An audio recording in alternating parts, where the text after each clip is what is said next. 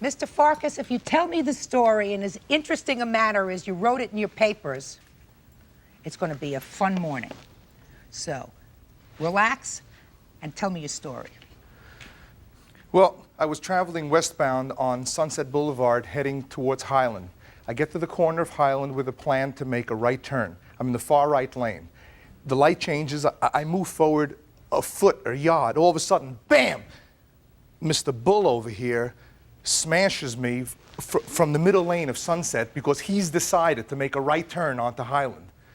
So we pull into a strip center right nearby, and I'm reaching for my documents. I'm just trying to compose myself, and he saunters over to my window, and in his way, "Oh, I'm so sorry I did this. This is terrible. I had my mind on other things, and I'm getting a divorce." I'm saying, "Please, I don't want to know. Just let's go with the license and registration." So I look at his license. Getting a divorce? I just got married, so I can't be getting a divorce. I'm going to get to you in a second. I read his license. Dwayne Xavier Bull, license expires in '95. Do you have insurance? No, this I don't have. I look at his license plates, New Mexico license plates. So what are we going to do? He says, "I just want to pay for it. Why don't you just take it over to a." So I ask him, what beseeched you? What possessed you to make this turn? Your Honor, he says, "I saw my boyfriend on Highland Avenue with another man, and I got so upset." I said, "I'm not interested. What are you going to do?" He says, "I'm going to pay." Honor. He says, "I'm going to pay for it."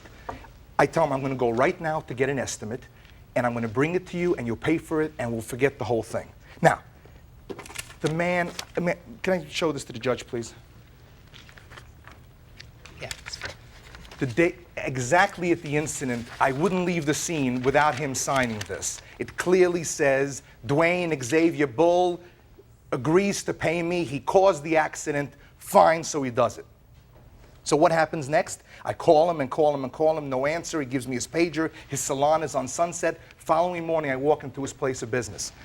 I walk in, and this young lady takes over.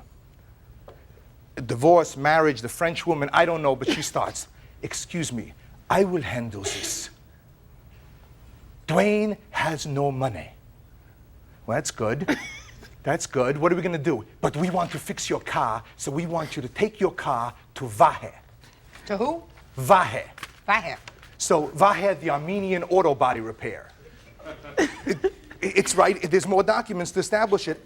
I pick up the telephone. I say, "I'm not leaving here till I speak to Vahe," so it's perfectly clear that Vahe fixes my car. He pays for it, and I go home. I call up Vahe, and I say, "Vahe, do we understand each other? Dwayne Xavier Bull, I'm going to bring my car to Jenemsveld in the valley somewhere, and you should only know where. I don't know where it is. You have to take a cow to get there. So, Vahe, do we understand each other? You're going to fix the car, and Dwayne Xavier Bull is going to pay for it." He says, "No problem. We know Dwayne. You bring your car. You'll be very happy."